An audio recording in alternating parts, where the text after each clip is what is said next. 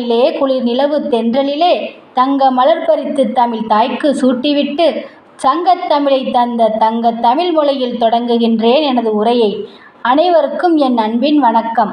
இங்கு என் பேச்சை கேட்க வந்திருக்கும் நடுவர் அவர்களுக்கும் நமது குரூப் அட்மின் அவர்களுக்கும் எனது முதற்கண் வணக்கத்தை தெரிவித்துக் கொண்டு, மங்கையராய் பிறப்பதற்கே நல்ல மாதவம் செய்திடல் வேண்டுமம்மா என்னும் பொன்மொழிக்கேற்ப இந்த பிரபஞ்சத்தின் பேரதிசயம் என்று பார்த்தால் பெண்களே பேரதிசயம் என்று நான் கூறுவேன். ஏன், அதை நீங்களும் மறுக்க முடியாது. ஏனென்றால் இந்த உலகத்தில் பிறந்தது முதல் வளர்வது வரை எல்லா மாற்றமும் பேரதிசயங்களே. ஒரு பெண் தன் வயிற்றில் கருவுற்ற நாள் முதல் மாதக்கடைசியில் ஒரு அழகான குழந்தையை பெற்று எடுக்கிறாளே, அதுவல்லவோ பேரதிசயம். இதற்கு மேல் என்ன வேண்டும்? அந்த காலம் முதல் இந்த காலம் வரை பெண்களை ஒரு அதிசயமாகத்தான் பார்த்து வருகின்றார்கள். உலகில் உள்ள 7 அதிசயங்களில் தாஜ்மஹாலும் ஒன்று. அது ஒரு பெண்ணுக்காகத்தானே கட்டினார்கள். ஏன், ஒரு ஆண் இன்னொரு ஆணுக்காக எதையாவது செய்திருக்கிறார்களா? இல்லை. தன் காதல் மனைவிக்காக இந்த பிரபஞ்சமே வியந்து பார்க்கும் அளவிற்கு ஒரு அதிசயமாக அனைவரும் பார்த்து செல்வது தாஜ்மஹாலைத்தான். இதிலேயே தெரிகிறது பெண் என்பவள் எவ்வளோ பெரிய அதிசயம் என்று. நம் இந்திய திரையுலகில் பெண்களை மையப்படுத்தித்தான் அனைத்து பாடல்களும் இருக்கும்.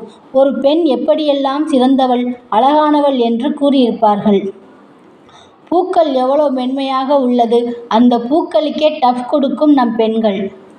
பூக்களே சற்று ஓய்வெடுங்கள், அவள் வந்து விட்டாள், அவள் வந்து விட்டாள் என்று பூக்களை விட அழகானவள் என்று குறிப்பிடுகிறார்கள். ஏன், பூக்களே ஒரு நாளில் வதங்கிவிடும். ஆனால் ஒரு பெண் என்பவள் தன் வாழ்நாள் முழுவதும் அவள் முகத்தில் ஒரு புன் சிரிப்போடு என்றும் மலர்ந்திருப்பாள்.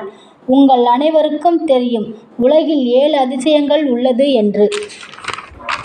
அந்த 7 அதிசயங்களுடன் ஒப்பிட்டு ஒரு பெண்ணுக்காக எழுதிய பாடல். பெண்பால் கொண்ட சிறுதீவு, 2 கால் கொண்டு நடமாடும் நீதான் என்ன அதிசயமே. உலகில் 7 அதிசயங்கள், வாய் பேசும் பூவே நீ 8வது அதிசயமே.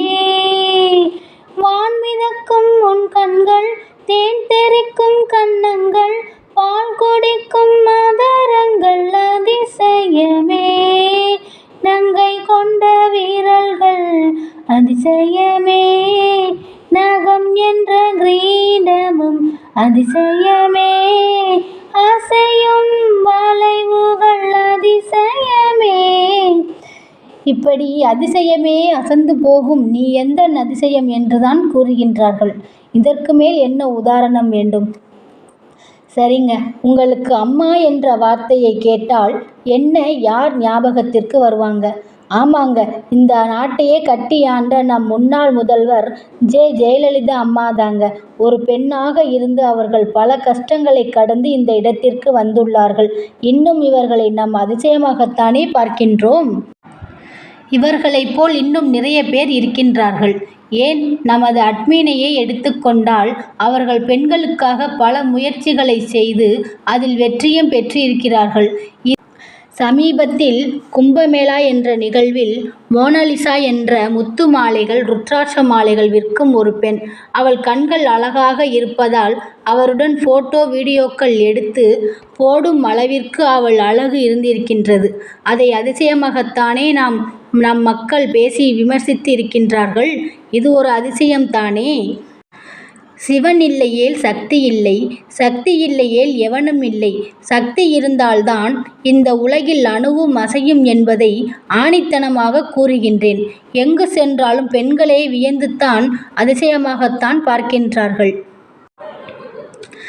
பெண்தான் அதிசயமென்று ஏன் கூறுகின்றேன் என்றால், 63 நாயன்மார்களில் எல்லோரும் நின்ற நிலையில் நிற்க காரைக்கால் அம்மையார் என்கின்ற புனிதவதியார் மட்டும் அமர்ந்து கொண்டு எல்லோருக்கும் அருள் பாலிக்கின்றார் என்றால் இதிலேயே தெரியவில்லையா பெண்கள்தான் அதிசயம் என்று? இந்த வாய்ப்பை தந்த அருள்வேண்டி சிவாய நம குழுவிற்கும் நமது நடுவருக்கும் குரூப் அட்மின் அவர்களுக்கும் எனது சிரம் தாழ்ந்த நன்றிகளை தெரிவித்து தெரிவித்துக்கொண்டு, இதுவே எனது முதல் பேச்சுப் போட்டி. இதுவே ஒரு பெரிய அதிசயம்தான் என்று கூறி விடைபெறுகின்றேன். நன்றி, வணக்கம்.